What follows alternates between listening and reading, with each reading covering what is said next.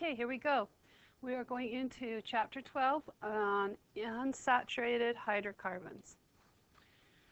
We've got three groups that we're going to be talking about: alkenes, alkynes, and aromatic hydrocarbons that deal with benzene. Alkenes are double bonds, and you have a general formula if you just have one double bond of CnH2n. Alkynes have triple bonds, and you have the general formula of CnH2n minus 2 if you just have one triple bond. Now, aromatic hydrocarbons involve benzene. Benzene is a 6-carbon ring with every other bond a double bond. Now, you never know which every other bond it is, so oftentimes as chemists, and because we're sort of lazy that way, we like to write it this way. I've also given you the drawn out structure right here that shows you where the hydrogens are. Remember, every carbon can only have 4 bonds. All right, let's go on a little bit more. Okay, so when we're naming alkenes, alkynes, and aromatics, we want to remember Bond, James Bond, because he always wins. The bond always wins. You always want the bond to have the lowest number, and the bond needs to be in the longest chain. Okay, so the longest chain needs to include the double bond. You number the chain so the lowest number goes to the double or triple bond, and then you name the structure alphabetically. So here I've drawn some structural isomers of pentene. Let's take this first one. The first thing we want to do is count. Of course, we have 5 across here because it's a simple one. And we want to start numbering so that the bond has the lowest number. So we'd number like this: 1, 2, 3, 4, 5. Okay, and then we would go about naming this structure. Since we know it's a pentene, we would write that at the end. ENE is telling me there's a double bond, and it's on the second one, so I put a 2-pentene. On the next one, I'm going to just change color so we keep colors straight. You also want the lowest number to go to the carbon, but here we only have a chain of 4. Now, if I go straight across, I'm not going to include the double bond, so I've got to do a bend. But this time, I want to start numbering at the top here and going this way to get my longest chain. So my 1 is where my double bond's going to be, so I'll go 1 butene, that's the end part, and then I need to add in the substituents. My substituent here is just a methane. Remember that we changed the ending to YL, so we would go 2, because that's the one carbon it's coming off of, methyl, because we just have 1, and then the 1-butene. Don't forget the dashes in between the numbers and the letters. On the far one here, we'll go to blue. We have 3 as our longest chain, no matter which way you do it. But remember, we've got to include the double bond. And so because of the double bond, I'm going to start right where the double bond is because I want the lowest number. So 1, 2, 3. I'm going to go straight down. I could have taken either edge there. And then I've got to identify what else is on there. I've got 1, 2 methyl groups here. So then I'm going to write the formula. Since it's 3 long, it's a propene, and it is at number 1, propene. And off of number 1 propene, I have also coming off number 2's 2 methyls. So I'm going to go 2, 2. Don't forget the die to tell me how many methyls, and then methyl. All right. So we've done a couple with the structural isomers. We've done a lot of naming in class with your problem sets that you've done, so hopefully this is not a big addition to that. Just now that we have the double and triple bonds, we've got to take those into conditions. So let's take, and what happens if we have other things coming off? Like right here under the other. I've got chlorines coming off. Well, I still go with bond, James Bond. Get the longest chain. Start numbering so that the bond gets the longest or the lowest number. So here I would start here. And I go 1, 2, 3, 4. Then I look at what's coming off. I've got a chlorine here. I've got a chlorine here. And then I have a methyl group right here. All right, then I go about naming. Now, you know I love my colored pencils, and so I always use a different color for the different things coming off so I can identify what I've got. So, longest chain is butene. So I start at the end, butene. Where is the double bond? It is at 1. Going backwards, remember now I'm doing alphabetically, so I would start with the chlorine. I'm going to go up a row because I don't have enough room to write it all in one row.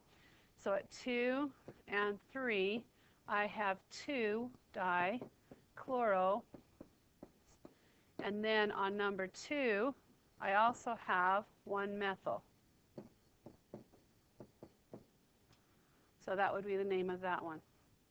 I hope this is making sense compared to what we've done before. It should be a real quick add-on. All right, so let's talk about some geometry here. I'm going to erase some of this stuff down here at the bottom. I don't know why it got there. Okay, so geometry of alkanes. In an unhybridized p orbital, we've got the infinity shape here. Now, when we have alkenes with carbon, carbon hybridizes. And because it does hybridize, we can take it from being like this to being like this, where it can bond with 4 things. But in doing so, we change what the orbit looks like, and it looks like this. Now, when we put orbits together like that, when it hybridizes, we can get like 4 for the carbon right here, and the angle becomes 109.5. Now, if I had something like boron's family, this would be right here, it also hybridizes, but it only has 3, so it forms an sp2 hybridized. The shapes are different. On the sp2, if you put 3 balloons together, they would lie flat in a plane. But when I do through 4 balloons, then it pops out and does a tetrahedral shape. So it's a little bit different shape, but all the angles on there are that 109.5. So as I'm looking at my carbons and I'm going to bond them, if I get a double bond, what happens is 2 of those lobes now have to touch, are forced to touch.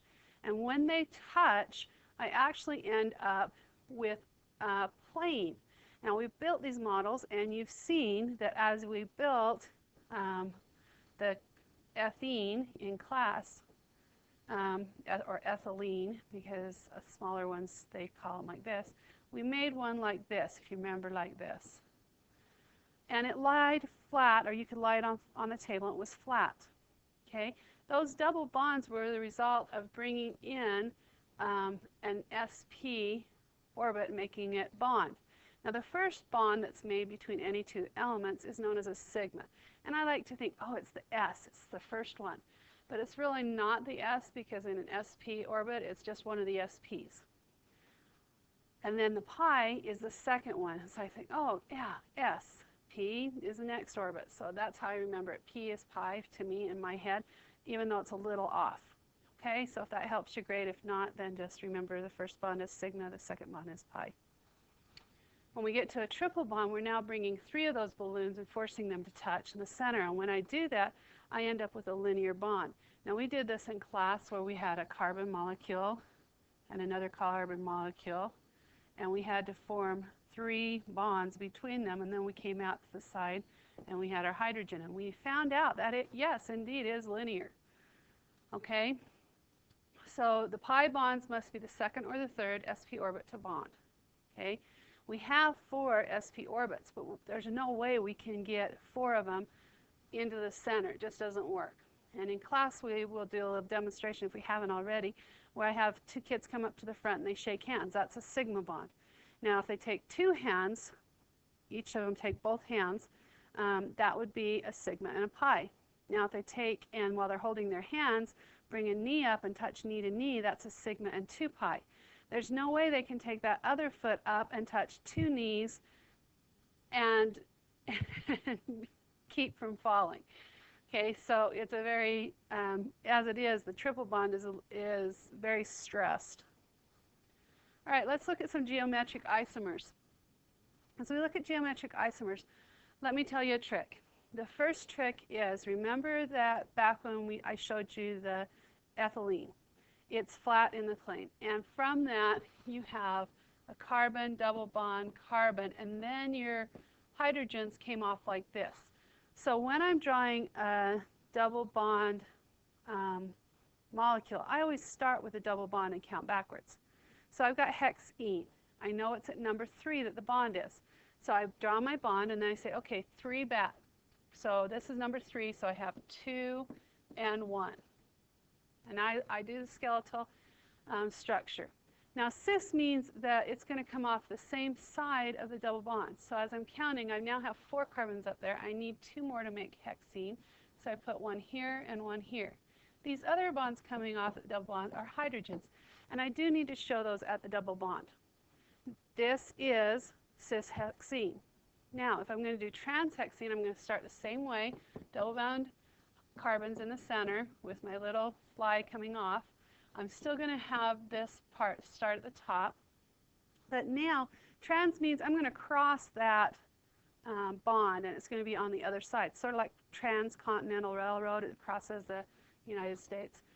We're going to go across. So we're going to have those other 2 down here, and my hydrogens are going to be opposite. That's what it means to be trans. Now, it does just have to be hydrogens and the rest of the chain. It could be something else like bromo or fluorines or whatever. Okay, so same thing here. I would start with the hexene. I've got the hexene and the 3 again. I kept the 3 just to keep it nice. So I've got cis, so I'm going to keep it going off the same side. But at 3 and 4, I also have bromines. So instead of hydrogens here, I put bromines. That is a cis. Now remember when we did cis and trans with alkanes, it had to be in a circle or a cyclic in order to do cis and trans because it had to either be the top or the bottom.